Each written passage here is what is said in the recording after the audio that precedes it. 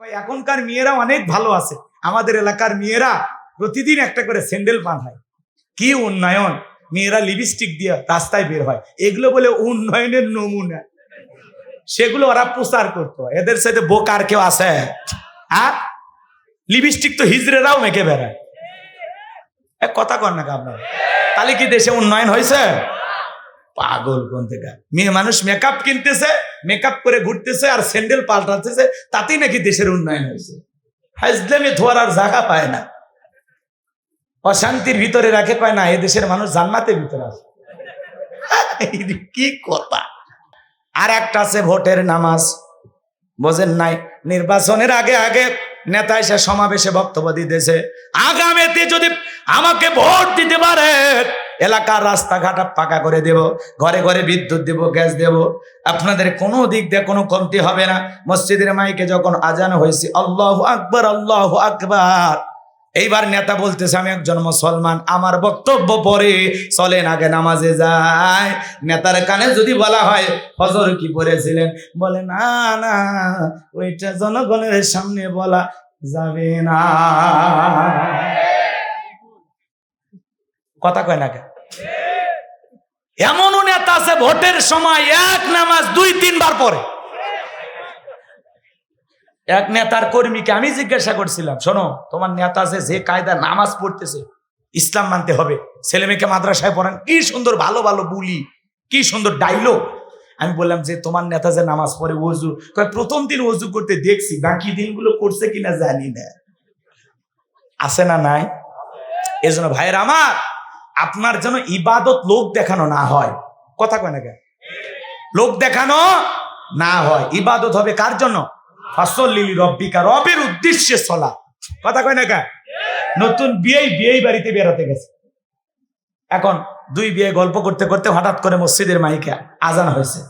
এখন বিয়ে বলতেছে, বিয়ে আমি হাজি মানুষ, 3 বার হজ করছি, ট্রিপল হাজি, আপনি থাকেন, আমি একটু নামাজ পড়ে আসি। কথা কয় না কেন? চিন্তা করলো, নতুন বিয়ে বাড়িতে আসলে আমি যদি নামাজ না পড়ি মান সম্মান থাকে? ওই দিন বিয়ের মন রক্ষা করার জন্য নামাজ পড়ছে। এটা বিয়েকে খুশি করার নামাজ, আল্লাহকে খুশি করার জন্য নয়। কথা কয় না? নতুন জামাই দেখবেন শ্বশুর বাড়িতে গেলে কিন্তু 2-3 দিন নামাজ পড়ে।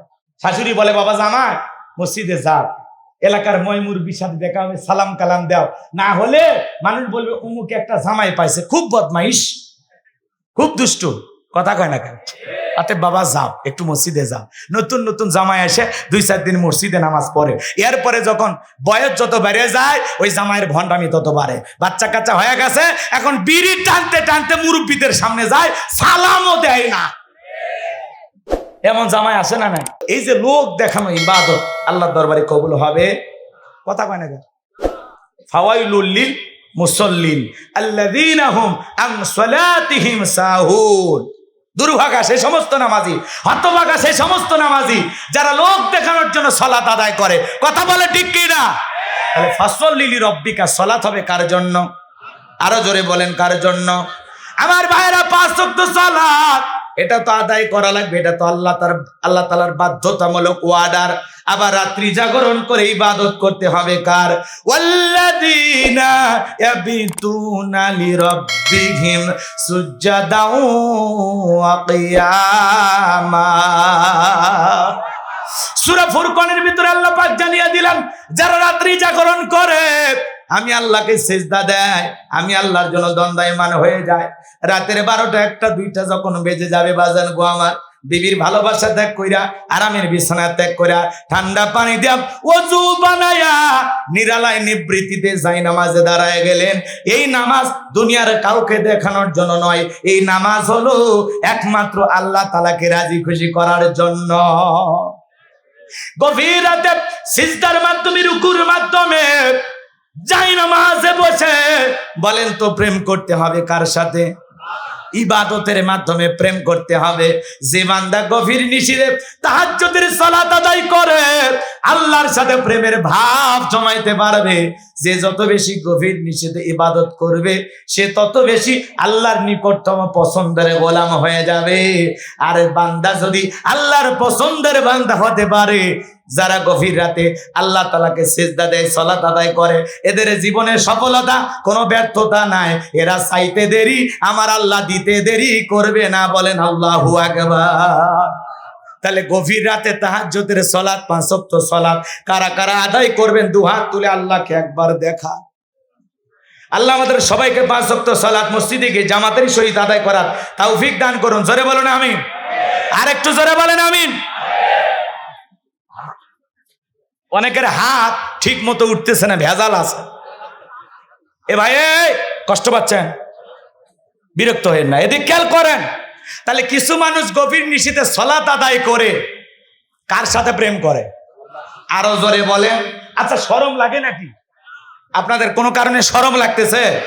আচ্ছা গভীর রাতে ইবাদতের মাধ্যমে কাকে খুশি করতে চান? কিন্তু যুবকেরাও ইবাদত না করলেও রাত্রি জাগরণ করে, তবে ইবাদত করে নয়, ইউটিউব ইন্টারনেট ঘাটাঘাটি করে, ইমু মেসেঞ্জারে বান্ধবীর সাথে কথা বলে না কেন? সারা রাত মোবাইলে সেটিং করে। হ্যালো জান, খাইছো, ঘুমাইছো, কি কালারে 3 পিস পরে আসো, কয়বার বাথরুমে গেছো, কথা কয় না কে? সারা রাত মোবাইলে লেখালেখি করে, সেটিং করে, ইমুতে মেসেঞ্জারে আছে। তবে না, জয়পুর হাটের যুবকেরা এগুলো অবশ্য পছন্দ করে না। বান্ধবীকে বলে খাও নাই, বলে না খাই নাই, রাগ করছে আজকে। কই না সোনা তুমি খাও, তুমি না খেলে আমিও খাবো না। মা খাইছে কিনা খবর নাই না, আব্বা খাইছে কিনা খবর নাই না, বান্ধবী না খাইলে খাবার আর টেনশনে মুখে ওঠে না। এমন দুষ্ট পোলাপান আছে না নাই? এই মোবাইলের কারণে আমাদের যুব সমাজ ধ্বংস হয়ে যাচ্ছে। কথা বলে ঠিক কিনা? দেশে মোবাইল আইছে, সিটি বন্ধ হইয়াছে। দেশে মোবাইল আইছে, সিটি বন্ধ হইয়াছে। দিওয়ানা বানাইছে, ভোলা মাইয়ার মনের কথা ভাসে বাতাসে। আমি কি বলবো? কষ্ট হবে না? এ যুবক বলবো? তাহলে জোরে বলো মারহাবা। দেশে মোবাইল আইছে, সিটি বন্ধ হইয়াছে। দিওয়ানা বানাইছে, ভোলা মাইয়ার মনের কথা ভাসে বাতাসে। ও দেখো পোলা পানের মন বাদা ফেসবুকে এখন। ও দেখো পোলা পানের মন বাদা ফেসবুকে এখন। মোবাইলে সেটিং কইরা কাটায় সারাক্ষণ। এই মোবাইল পাইয়া দেখো মদনের মাইয়া। এই মোবাইল পাইয়া দেখো মদনের মাইয়া কি কাণ্ড ঘটাইছে। স্বামী সংসার রাইখা নাকি পালাইয়া গেছে। সে যে স্বামী সংসার রাইখা নাকি পালাইয়া গেছে। দেশে মোবাইল আইছে, সিটি বন্ধ হইয়াছে। দিওয়ানা বানাইছে, ভোলা মাইয়ার মনের কথা ভাসে বাতাসে। ও দেশে টিকটক আসিয়া সব গেল ভাসিয়া। ও দেখো টিকটক আসিয়া সব গেল ভাসিয়া। সিদ্দিক সোরা নায়ক হইছে আইডি খুলিয়া। এই মোবাইলে হাই কি জাদু আছে ভাই। এই মোবাইলে হাই কি জাদু আছে ভাই। পোলা পান বুঝাছে, পড়ালেখা তুইলা রাখছে সপ্তম আকাশে। পড়ালেখা তুইলা রাখছে সপ্তম আকাশে। দেশে মোবাইল আইছে, সিটি বন্ধ হইয়াছে। দিওয়ানা বানাইছে, ভোলা মাইয়ার প্রেম জমাইছে ব্রিজের নিচে। কথা ক। এইবার যুবকেরা মোটামুটি খুশি। কি খুশি হইছ? তাহলে ফাসল্লি লিরব্বিকা, সালাত হবে কার জন্য? রাত্রি জাগরণ করব কি প্রেমিকার জন্য, গার্লফ্রেন্ডের জন্য, বেবির জন্য, সুইটির জন্য, কিয়ার জন্য? এ কথা কন নাকি আপনারা? রাত্রি জাগরণ হবে একমাত্র কার জন্য? মুমিন রাত্রি জাগরণ করে আল্লাহর ইবাদত করবে। কথা বলে ঠিক না? আর যারা শয়তানের মুরিদ নেছে এরাই মোবাইলে নষ্ট টাইম পাস করবে। বেটা বিয়ে করে হালাল বউ সময় দাও। এ কথা কয় না কে? প্রেম থোয়ার জায়গা পায় না, বাতাসে প্রেম উড়িচ্ছে। এই যে প্রেম, এগুলো প্রেম ভালোবাসা করে জীবনে কেউ সুখী হয় না। কথা বলে ঠিক কিনা? পিতা মাতা পছন্দ করে বিয়ে দেবে যেখানে বরকত আছে, মা বাবার দোয়া নিয়ে বিয়ে করো, ভাগ্য পরিবর্তন হয়ে যাবে। কথা কন? আর একা একা মাতবরি করে বিয়ে করবা, জীবনে সুখ পাইবা না। কথা কন, কথা কন। এখনকার মেয়েরা ছেলেদেরকে ভালোবাসে না, এরা ছেলেদের মন নিয়ে ব্যবসা বাণিজ্য করে। যে যত দামি গিফট করে তারে তত বেশি ভালোবাসে। কথা কন। বিপদের দিনে তোর মতো গ্রামের মফিসের সাহায্য নিয়ে লেখাপড়া শিখবে, আর লেখাপড়া শেখার পরে বলবে তুমি তো আসলে আমাদের স্ট্যাটাসে চলো না, সামাজিকতার সাথে যায় না। আমি ফ্যামিলিতে কি বলবো যে তুমি একটা বেকার, অথচ এই ছেলে আলুর জমিতে, ধানের জমিতে চাষ কইরা, কষ্ট কইরা, পরিশ্রম কইরা এর টাকা দিয়ে পড়াশোনা করাইছে, এর কসমেটিক কিনে দিস।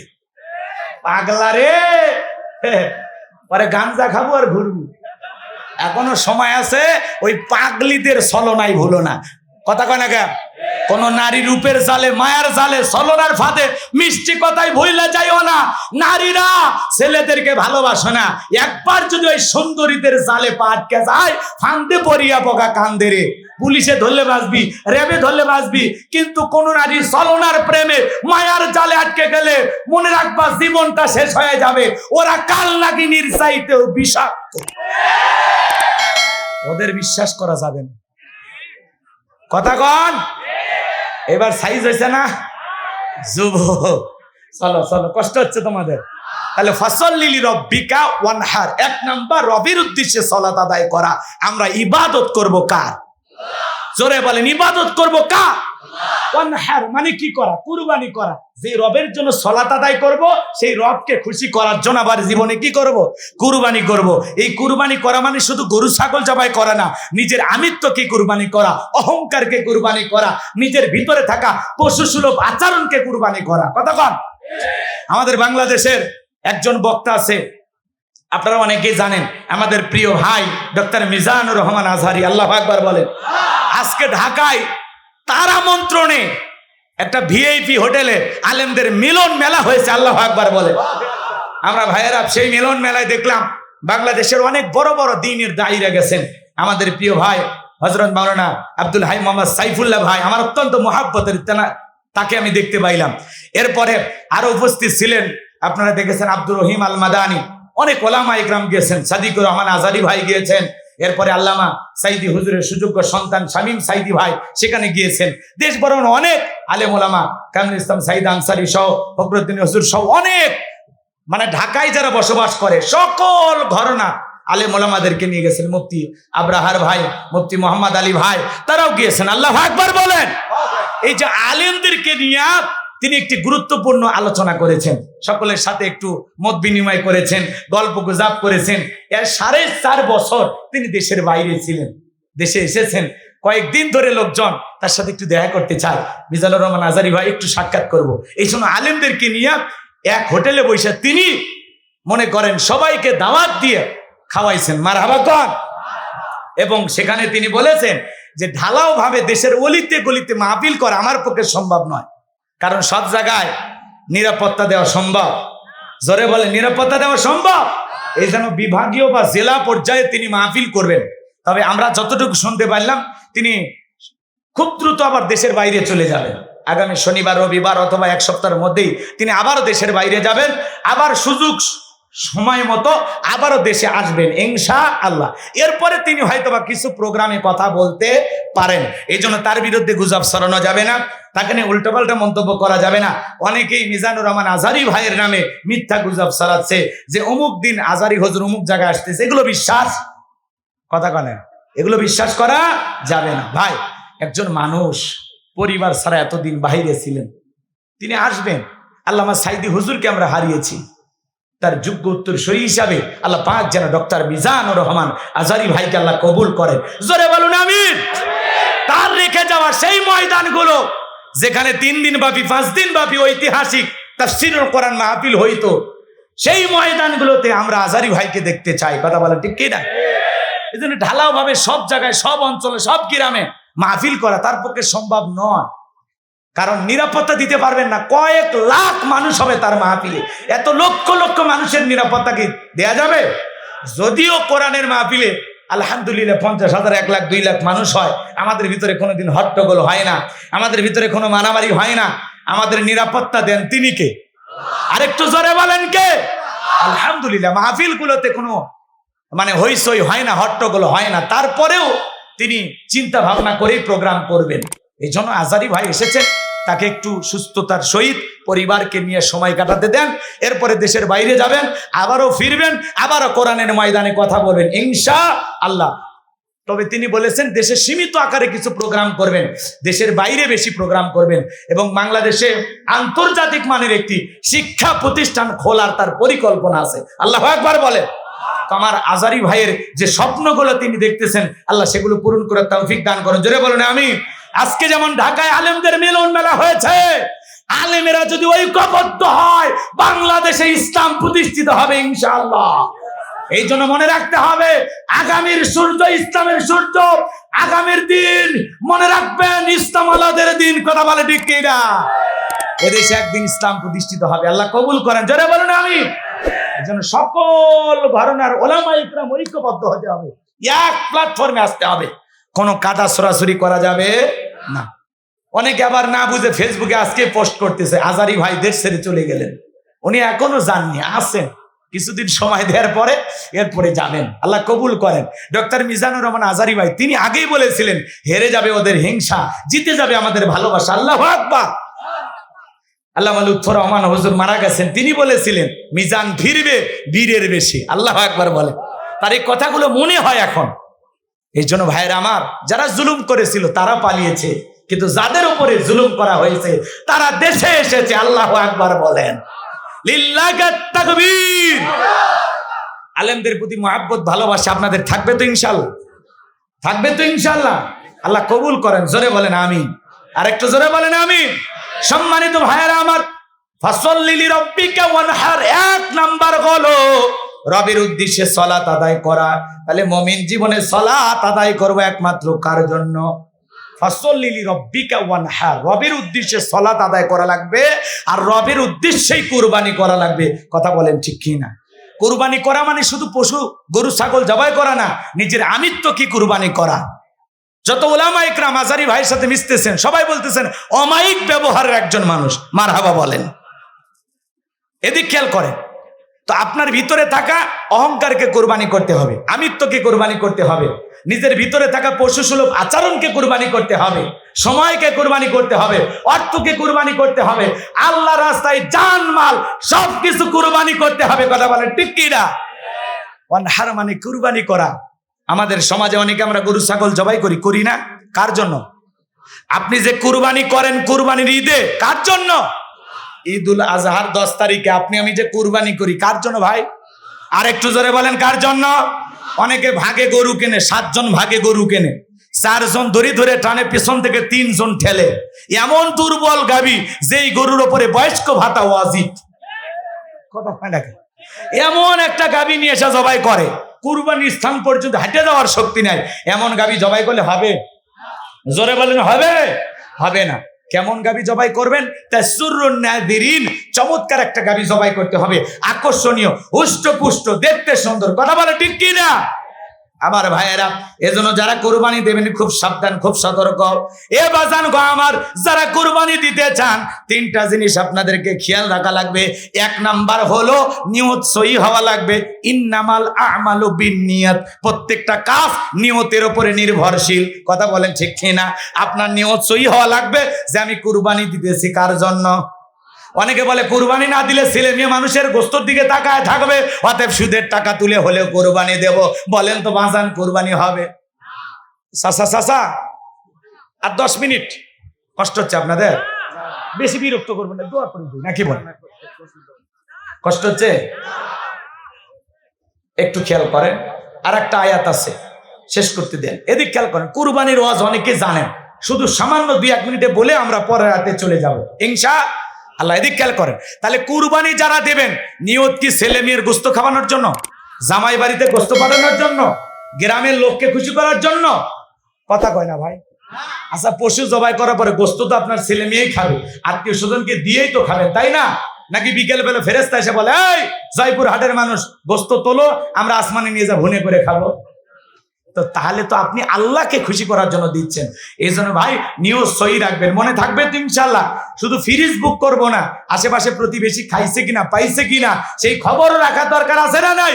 কুরবানি করা মানে কি? ত্যাগ করা, উৎসর্গ করা, স্যাক্রিফাইস করা, বিলিয়ে দেয়া, বন্টন করা। আল্লাহ বোঝার তৌফিক দান করুক। জোরে বলুন আমিন। আরেকটু জোরে বলেন আমিন। আমার ভাইয়ারা গভীর মনোযোগ দিয়ে কথাগুলো শুনবেন। 2 নাম্বার হলো, যেই টাকা দিয়ে পশুটা কিনবেন টাকা হালাল হওয়া লাগবে, ইনকামটা বৈধ হওয়া লাগবে। 3 নাম্বার হলো নামাজি হয়ে কোরবানি দেওয়া লাগবে। আপনি যদি একটা 10,000 টাকার ছাগলও দেন, নিয়তটা যদি সহি হয় যে আমি কুরবানি দিতেছি আল্লাহ তাআলাকে খুশি করার জন্য, মনে রাখবেন ওই কুরবানির ছাগলের রক্ত জমিনে পড়ার আগে আরশের মালিক আল্লাহর কাছে কবুল হয়ে যাবে। বলুন সুবহানাল্লাহ। এজন্য আল্লাহ বলেছেন ওয়ালা কিয়ানালুহুত তাকওয়া মিনকুম, বান্দারে কয় লাখ টাকার গরু কুরবানি করলা, ওইটা আমি আল্লাহ দেখব না, আমি দেখব তোমার অন্তর। তোমার অন্তরে যেইটা আছে আমি আল্লাহ সেইটাই কবুল করব। চিৎকার মেরে বলেন আল্লাহু আকবার। 5 লাখ টাকার গরু নিয়ে এসে রাস্তায় বাঁধে রাখে, কার কুরবানি? কই তালুকদারের। ভাই ঠকের নাই, তালুকদার সাহেব জিতছেন। তালুকদার বলে আমি ঠকার মানুষ, পিছনে যে রান দেখা যায় 1 রানে তো 4 মণ গোস্ত। যারা কুরবানির পশু কিনে নিয়ে আসা রাস্তায় বেঁধে রাখে, মালা দিয়ে ঘুরায়, আনন্দ প্রমোদ করে, কুরবানির গোস্ত ওজন করে কত টাকা কেজি প্রতি পড়লো এগুলো হিসাব নিকাশ করে, এদের কুরবানি আল্লাহর দরবারে কবুল হবে না। কথা কয় না? কথা বোঝা গেল? পারবো তো ইনশাল্লাহ। শেষ আয়াত আল্লাহ রাব্বুল আলামিন বলেন ইন্না শানিয়াকা হুয়াল আবতার। নবী গো, যারা আপনাকে লেজ কাটারির মাংস বলে আপনি মন খারাপ করবেন না।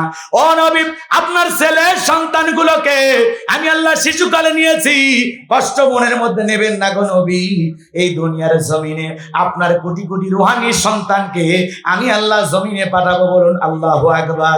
ওই আবু লাহাব উতবা সাহেবা আপনাকে লেজ কাটারির মাংস বলে, ও নবী, ওদের নাম নেওয়ার মতো মানুষ দুনিয়াতে থাকবে না, কিন্তু আপনার ছেলেগুলোকে নিয়েছি, কষ্ট নেবেন না। এই দুনিয়ার জমিনে আপনাকে মহব্বত করার জন্য, আপনাকে ভালোবাসার জন্য আপনার কোটি কোটি রুহানি সন্তান আমি আল্লাহ জমিনে পাঠাবো। আমরা সবাই রসুলের কি সন্তান? রুহানি সন্তান। জোরে বলেন। কষ্ট হচ্ছে আপনাদের? তাম পৃথিবীতে 700 কোটি মানুষ, এর মধ্যে 200 কোটি মুসলমান। বলেন তো 200 কোটি মুসলমান সবাই রসুলের কি? রসুলের রুহানি সন্তান। কথা বলেন ঠিক কিনা? এজন্য ফ্রান্সের লোকেরা যখন কার্টুন প্রদর্শন করেছিল, বিশ্ব নবীকে নিয়ে কটূক্তি করেছিল, তাম পৃথিবীর মুসলমানেরা ঐক্যবদ্ধ হয়ে রাজপথে আন্দোলন করে বলেছে, এ ফ্রান্সের জালেমেরা, রসুলের বিরুদ্ধে যদি আর একটু কার্টুন প্রদর্শন করো, নাকটা বেটা কইরা দাড়ি মুখের মধ্যে লাগায় বলে ইনি মুহাম্মদ, জোরে কর নাউজুবিল্লাহ, আমার রসুল কি দেখতে কার্টুনের মতো? এই পৃথিবীর সবচাইতে সুন্দর মানুষ মুহাম্মদ রাসূলুল্লাহ সাল্লাল্লাহু। রসুল হলেন পৃথিবীর 1 নাম্বার সুন্দর মানুষ, এতে সন্দেহ আছে? জোরে বলেন সন্দেহ আছে? এই জন্য নবীর কার্টুন প্রদর্শন করে। মনে রাখবেন, নবীজির অপমানে যদি না কাঁদে তোমার মন, মুসলিম নয় তুমি মুনাফিক, নবীজির দুশমন। এই ফ্রান্সের লোকেরা কেন রসুলকে গালি দিল এইবার শোনেন। মক্কা নগরীর একজন ওলীদ বিন মুগীরা রসুলকে গালি দিত, অকাত্য ভাষায় গালিগালাজ করতেছে।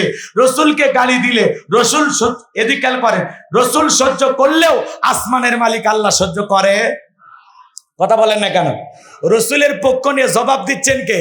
আল্লাহ তাআলা বলতেছেন, নবী যে আপনাকে গালি দেয় এই ওলীদ বিন মুগীরা, এর জন্মের সমস্যা আছে। উতুল্লিম বাদা যালিকা জানিম, এ হলো পিতৃ পরিচয়হীন জারর সন্তান, এ একটা বাস্টার্ড। আরবের মানুষ আরবি বোঝে কিনা? ওলীদ বিন মুগীরা শোনা মাত্রই বলতেছে, হুজুর এত বড় কথা, আমার জন্মের সমস্যা আছে, আপনি থাকেন আমি বাড়িতে যাই। ছেলেটা বৈধ না বৈধ জানে কে? ফ্যাক্টরির মালিক। কথা কোন ঠিক কিনা? তার মায়ের নাম ছিল ঝর্ণা। যায় বলতেছে, মা করবি না কোনো তাল বাহানা, নবী মুহাম্মদ সাল্লাল্লাহু আলাইহি ওয়াসাল্লাম তিনি আমাকে বলেছেন উতুল্লিম বাদা যালিকা জানিন, আমি নাকি পিতৃ পরিচয়হীন জারর সন্তান। ওলীদ বিন মুগীরার মা মনে মনে ভাবতেছে, এই গোপন তত্ত্ব নবী জানলো কেমনি? নবী তো জানতেন না, নবীকে জানিয়ে দিয়েছেন তিনি কে? আর একটু জোরে বলেন তিনি কে? ওয়ালিদ বিন মুগিরার মা বলতেছে, বাবা রে মিথ্যা কথা বলবো না, আমারও বয়স হয়ে গেছে। তোর বাবা ব্যবসা বাণিজ্যের কাজে এতটাই ব্যস্ত থাকতো, তোর বাবা টাকা চেনে, ব্যবসা চেনে, তোর মায়ের মন বোঝে না। আমার যৌবনের সোনালী দিনগুলো চলে যায়, তোর বাবা আমার কাছে আসে না, ভালোবাসে না। সে যে কেন এলো না, কিছু ভালো লাগে না। এবার আসুক, তারে আমি মজা দেখাবো। এবার না আসিলে বাড়িতে আগুন লাগাইয়া দেব শাড়িতে। তাহলে তো মরে যাব। কথা কোন ঠিক কিনা? আমার ভাইয়েরা দেখবেন, গভীর মনোযোগ দিয়ে কথাগুলো শুনবেন আর বুঝবে। ওয়ালিদ বিন মুগিরা মা বলতেছে, বাবা তোর বাবা আমাকে সময় দেয় না, আদর করে না, ভালোবাসে না। বাড়ির আশেপাশে ঘুরঘুর করতেছিল তোর চাচা ভাই, যখন বিদেশে থাকে এলাকায় দেবর আমদানি কমে না পারে। ওরা এসে স্লোগান দেয়, ভাবি ভাইয়া তোমার পর আমি যে দেবর, ভেবে দেখো ভাবি কার কত দাবি। ভাই গেছে মালয়েশিয়ায়, আমরা তো দেশে আসি। কথা কয় না গা? এজন্য মা বোন যারা ওয়াজ শুনতেছেন না, দুইটা পুরুষ হইতে সাবধান। একটা হলো দেবর আর একটা দুলা ভাই। এরা হলো মৃত্যু তুল্য, বিষাক্ত সাপের চাইতো ভয়ঙ্কর। কি বোঝেন? বোঝেন?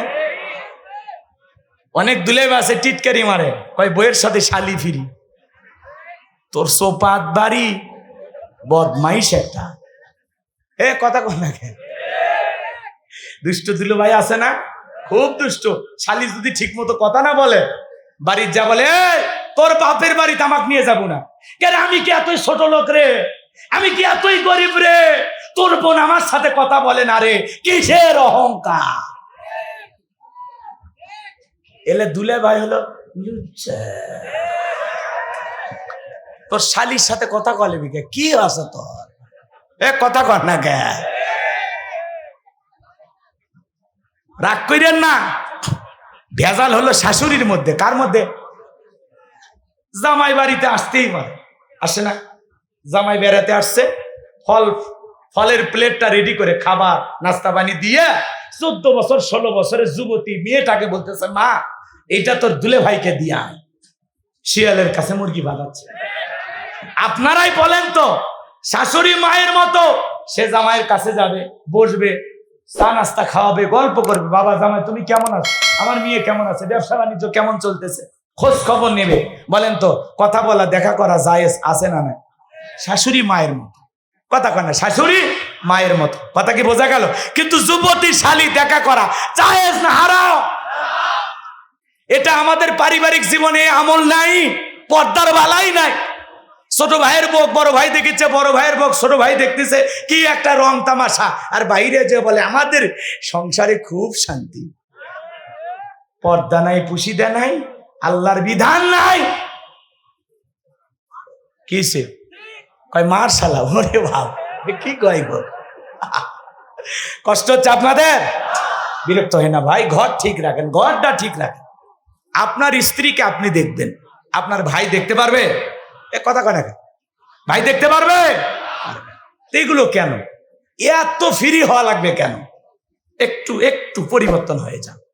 আম্মা জানায় শাহ ডেকে বলেন, যারা ইউসুফ নবীর চেহারার দিকে তাকাইয়া মিশরের নারীরা ফল কাটতে গিয়ে আঙ্গুল কেটে ফেলে দিয়েছিল, ওরা যদি বিশ্ব নবীর চেহারার দিকে তাকাইতো, শুধুমাত্র আঙ্গুল কাটতো না, আঙ্গুল কাটতে কাটতে, হাত কাটতে কাটতে কখন যে নিজের কলিজা কেটে দুফা করে দিত, মুহূর্তের জন্য টের পাইতো না।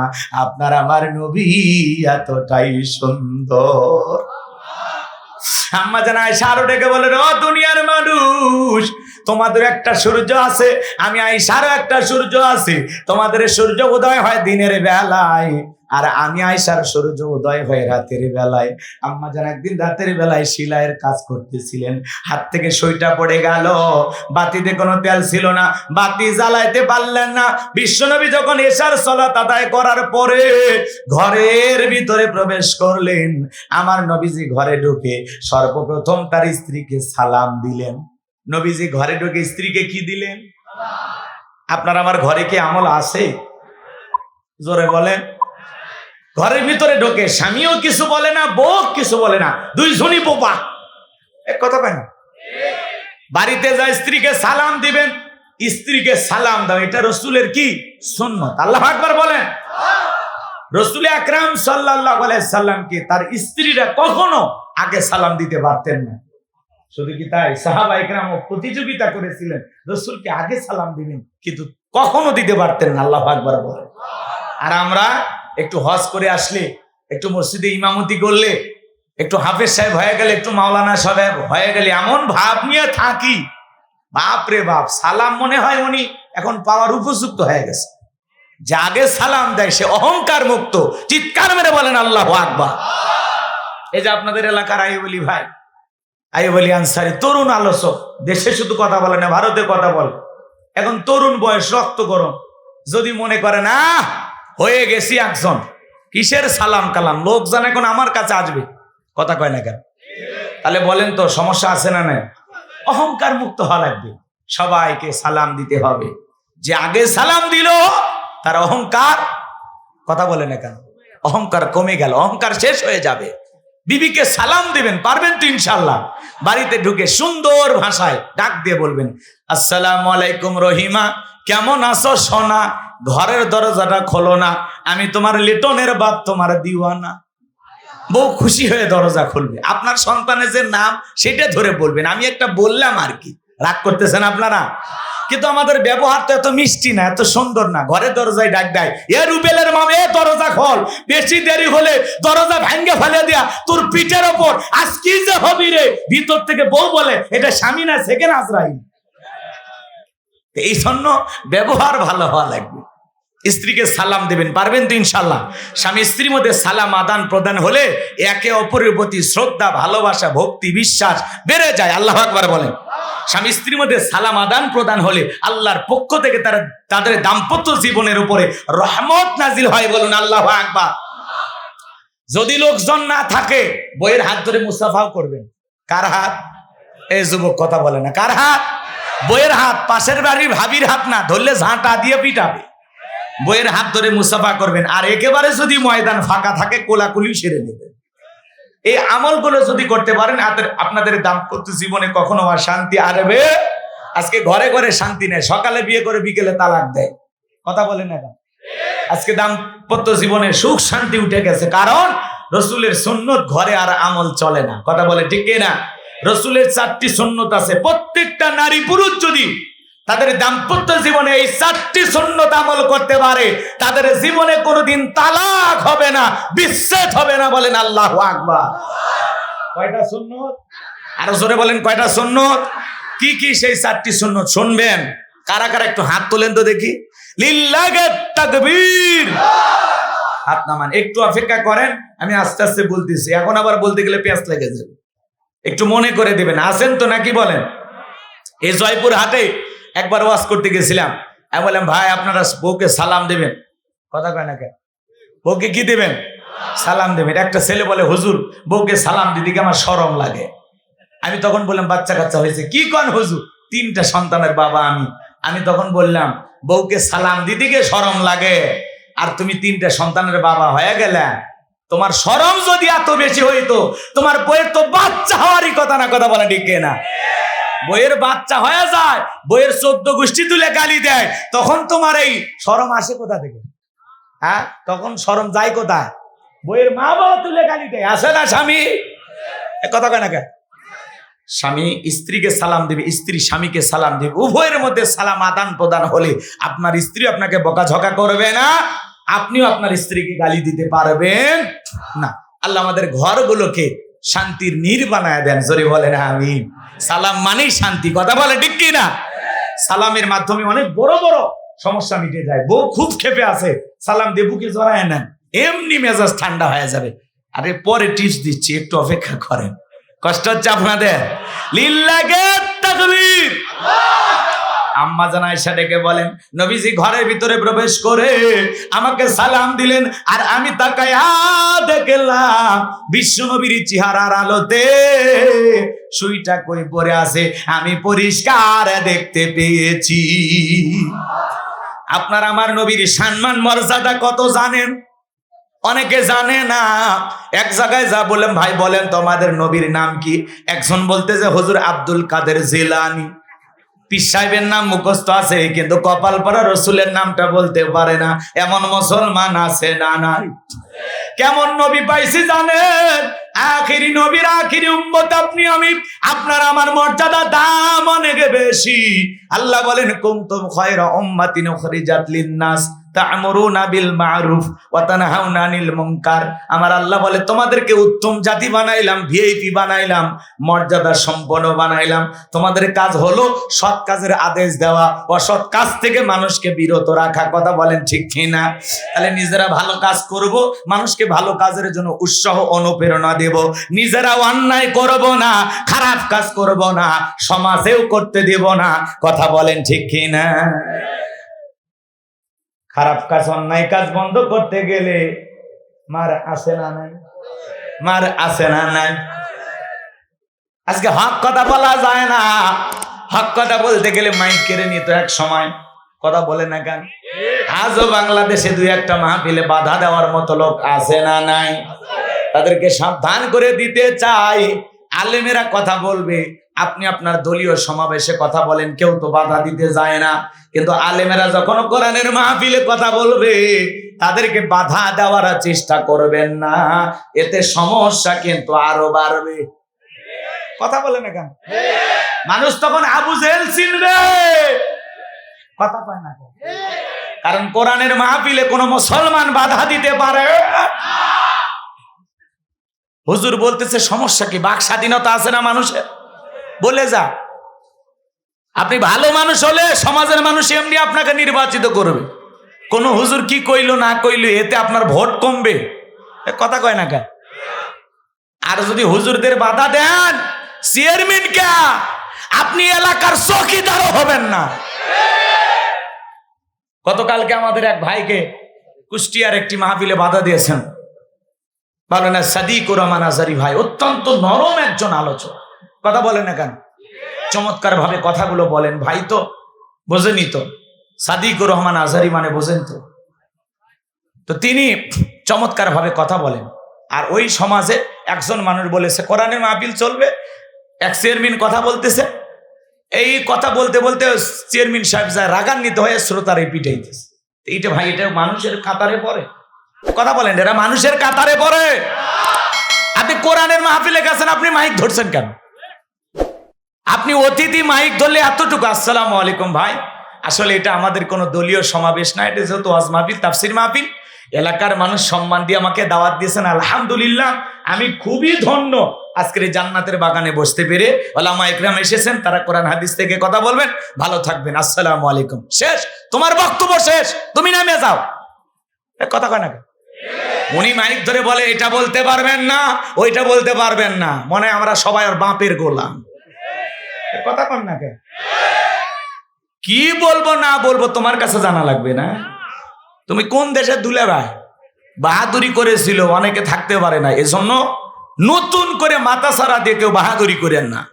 কথা কন না কেন?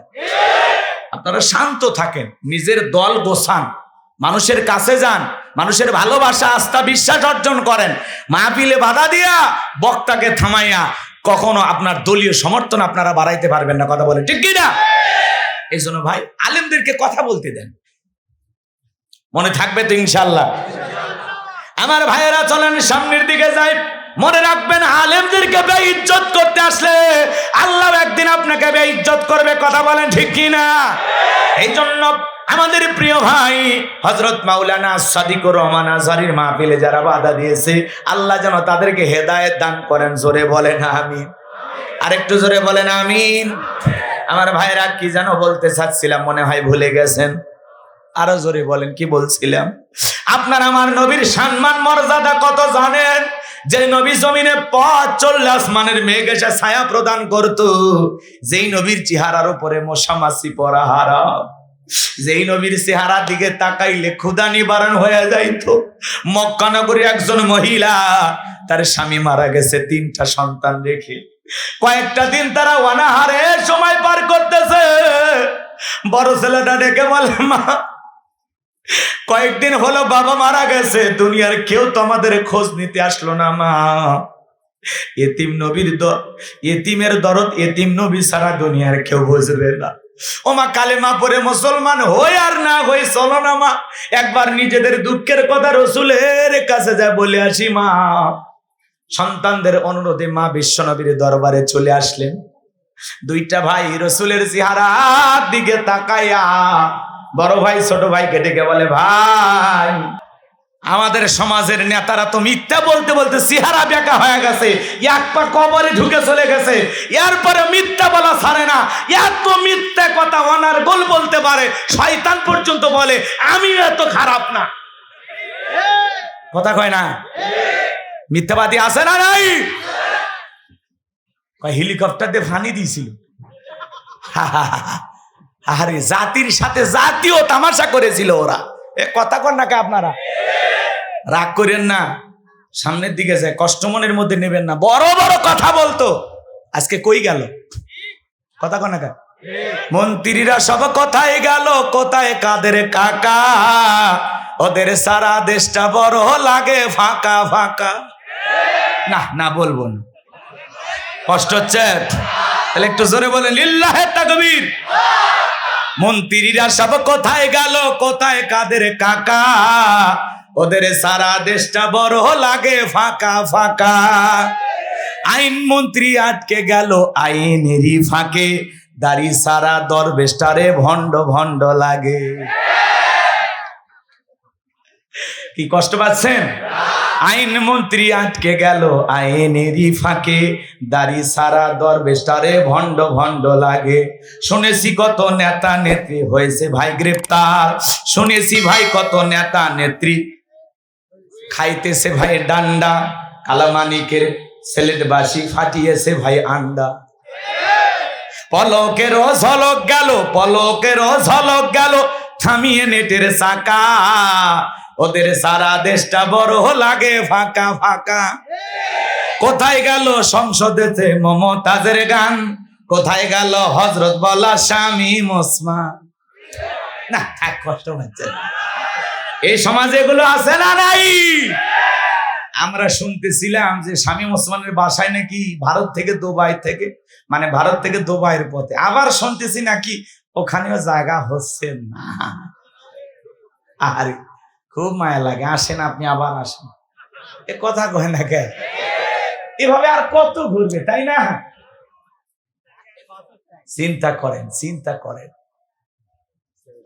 মানুষ মানুষ হওয়া লাগবে, মানুষ। কথা বলেন না কেন? ক্ষমতাকে আল্লাহ তাআলার আমানত নিয়ামত মনে করা লাগবে।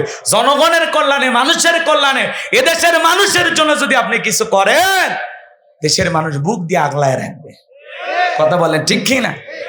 খারাপ লাগে তো। এদেশে তার বাবার বাড়ি, স্বামীর বাড়ি ভারতে আছে, ওই দেশে জায়গা হচ্ছে না, দুবাইয়ে চলে যাচ্ছে। দুবাইও আবার যতটুকু আমি এখন মিডিয়াতে ওইভাবে ফলাফল প্রচার হয়নি, আমরা যতটুকু শুনতে পারলাম, ওখানেও তিনি ঢুকতে পারতেছেন না। বিশ্বের বিভিন্ন দেশে তাকে পাঠানোর জন্য ভারত সরকার অনেক চেষ্টা করতেছেন, কিন্তু হচ্ছে না। কথা বলেন না কেন? এই জন্য মাঝে মাঝে বলতেছেন সুযোগ পাইলে চট করে ঢুকবো। আসেন আসেন, কথা কোন ঠিক কি না? আসেন, আপনি আসবেন না কেন? এদেশের নাগরিক আপনি, আছেন, পরেরটা পরে বোঝা যায় নাকি? ঘর আসেন, আপাতত আসেন, পরে ভয় দেখালে হবে, বোঝেন। এখন আদর করে ডাকতে হবে, আসুক। ওনারা আসবে না কেন? আসেন, যারা যারা গেছে সবাই চলে আসে নাকি কহা? কিন্তু বিশ্বাস করেন, আমার কারো দেখতে মন চায় না, তবে একটা মানুষের জন্য আমার খুব দেখার ইচ্ছে, সেটা কাদের সাহেবকে। এই বেচারাটা আছে কোথায়? আমি খবরটা পাইতেছি। রাগ করতেছেন? স্মার্ট বাংলাদেশ বলতে পড়ে যাইতো, কি পালাবো না, প্রয়োজনে ফখরুল সাহেবের ঠাকুর গায়ের বাসায় গিয়ে উঠবো। কি ফখরুল সাহেব জায়গা দিবেন না? কই গেল বেচারা? খুব দেখতে মনে চায়। এই লোকটার তথ্য এখনো পাওয়া যাচ্ছে না। কথা বলে ঠিক কি না? আবার ফখরুল সাহেব ঠাকুর গায়ে যা বলে, কই কাদের সাহেব আপনি আসেন, আমি মেহমানদারি করার জন্য প্রস্তুত। আমার ভাইয়েরা মন খারাপ করবেন না, সমাজের বাস্তবতা মাঝে মাঝে তুলে ধরা লাগবে। অনেকে আবার রসকস করতে পারে, হুজুর ওয়াজের মধ্যে এগুলো কি, এগুলো মাঝে মাঝে বলা লাগবে। দেশের মানুষ ভুলে গেলে হবে না, সচেতন হওয়া লাগবে। কারা কি ব্যবহার করেছে ভুলে গেলে চলবে? কারা আইনা ঘর বাড়িয়েছে, কারা দেশের কোরআনের পাখিকে বিদায় করে দিয়েছে, কারা দেশের নিরহ মানুষকে ফাঁসি দিয়ে বিদায় করেছে, অতীত ভুলে গেলে চলবে না। ইতিহাস কিন্তু ঘটনা ঘটার পরে লেখা হয়। এই জন্য সব কথা বাংলার মুসলমান মনে রাখবে, এদেশের জনগণের সাথে কে কেমন ব্যবহার করেছে। এই জন্য ভাইয়েরা আমার, দুনিয়ার জমিনে তারা লাঞ্ছিত হবে, দুনিয়ার জমিনে তারা অপমানিত হবে, তার বাস্তব উদাহরণ আমরা দেখতে পাচ্ছি। এজন্য জুলুম করতে নাই, মানুষকে ভালোবেসে বুকে টানতে হবে। কথা বলেন ঠিক কিনা? চলেন ভাইরা আমার, ছাত্রদের গণ আন্দোলনে আপনারা দেখেছেন গণভবন কিভাবে দখল হয়েছে। আমি আশ্চর্য হয়ে গেলাম, এদেশের ছেলেদের এমন আবেগ। একজন দেখলাম সংসদ ভবনে ওই চেয়ারে বৈশা বিড়ি টানতেছে। আমি এটা দেখার পরে কষ্ট পাইছি, কারণ আবেগ ভালো, এত আবেগ ভালো না। কেউ ফ্রিজের মাছ, কেউ বাবা রান, যে যেমনে পেরেছে কাপড় চোপড় পোশাক আশাক কেউ কিছু বাকি রাখেনি। পরে আবার অনেকে ওই সবকিছু ফেরত দিয়ে আসছে। কথা বলে ঠিক কিনা? এজন্য বাজান গো আমার, যে কথা আমি বলতে চাচ্ছিলাম, হযরত বেলালের কথা মনে আছে না নাই? আরো জোরে বলেন, মনে আছে না নাই? হযরত বেলাল দিকে বলে, মুসলমান হয় যারা মিথ্যা কথা বলতে পারে না তারা। আমি গতকাল রাত্রিতে বিশ্ব নবীর হাতে হাত রেখে আমি কালেমা পড়ে মুসলমান হয়েছি, বলুন সুবহানাল্লাহ। ওমায় ডেকে বলে, বেলাল রে, উত্তম বা ছাগলের মালিক বানায় দেব, থাকার জন্য ভালো ঘরের ব্যবস্থা করে দেব, একটাই শর্ত, আব্দুল্লাহর বেটা মুহাম্মদ সাল্লাল্লাহু আলাইহি সাল্লামের ধর্ম ত্যাগ করে আবার আমাদের বাপ দাদার ধর্মে ফিরে আসো।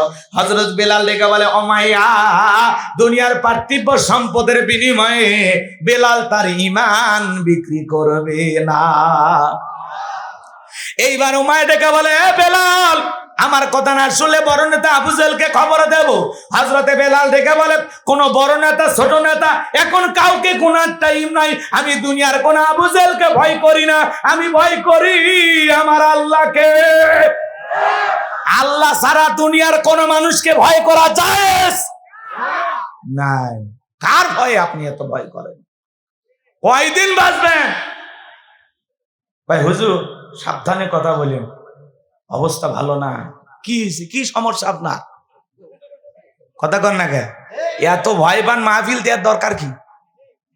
কষ্ট পাচ্ছেন নাকি? ভয় করলেই ভয়, আর ভয় যদি না করেন কেউ আপনারে ভয় দেখাতে পারবে না। কথা কন না কে?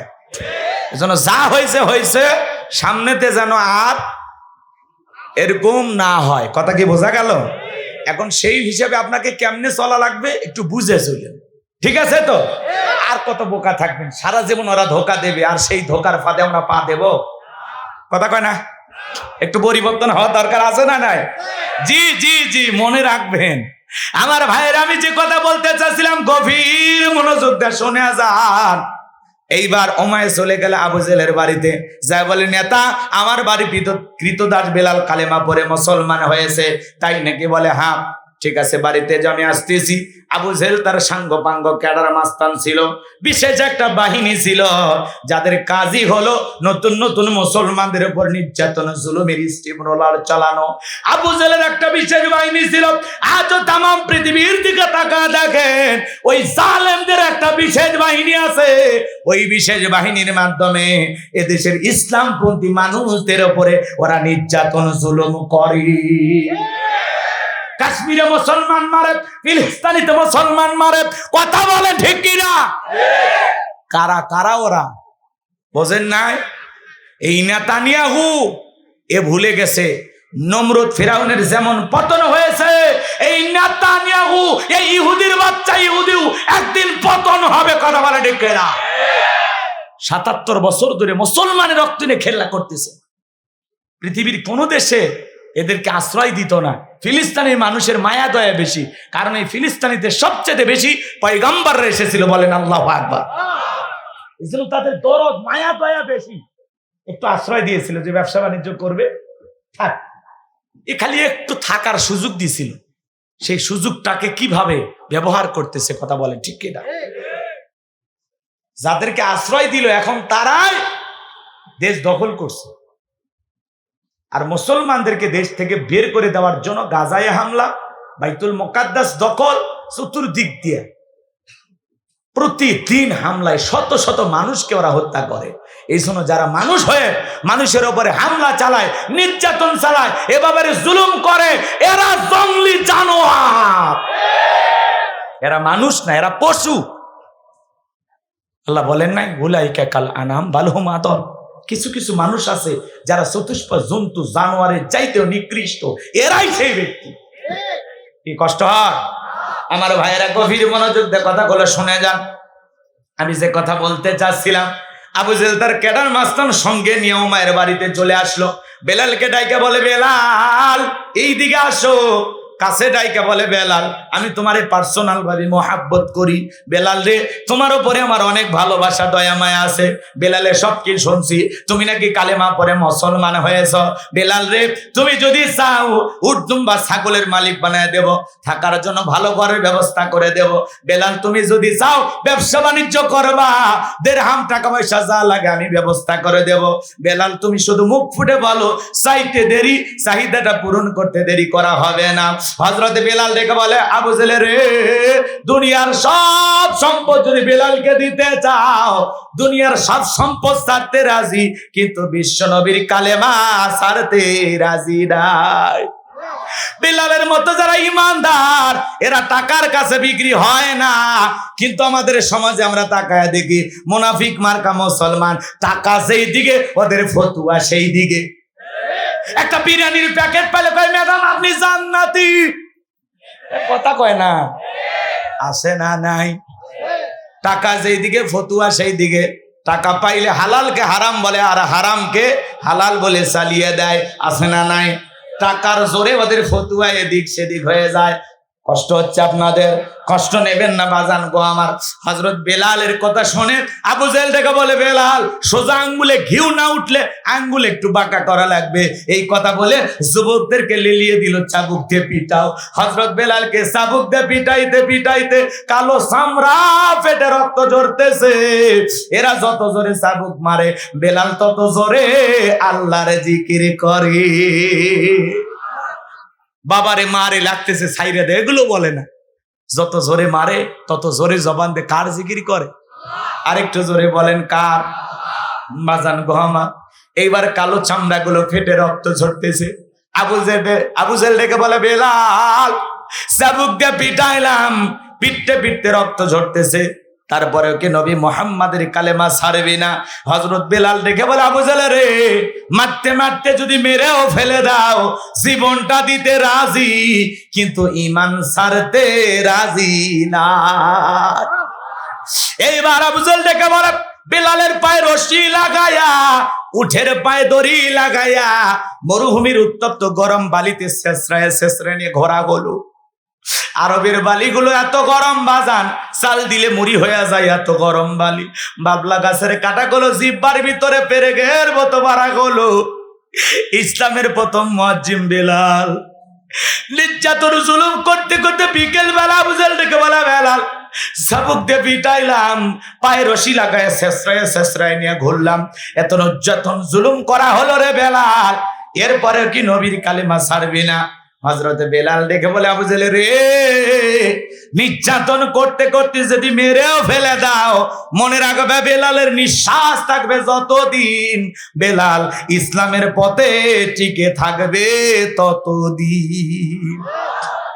এইবার আবু জেহেল দেখে বলে, একটা রুমের ভিতরে বন্দি করো, বিশাল বড় একটা পাথর কয়েকজন যুবক মেলে নিয়ে আসো, বেলালের বুকের উপরে চাপায়া দাও।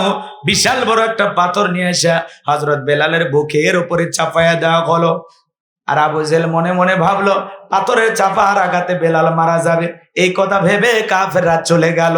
হযরত বেলালের বুকের উপরে পাথর, এরপরেও জিহ্বা নাড়ায় জিকির করে কার?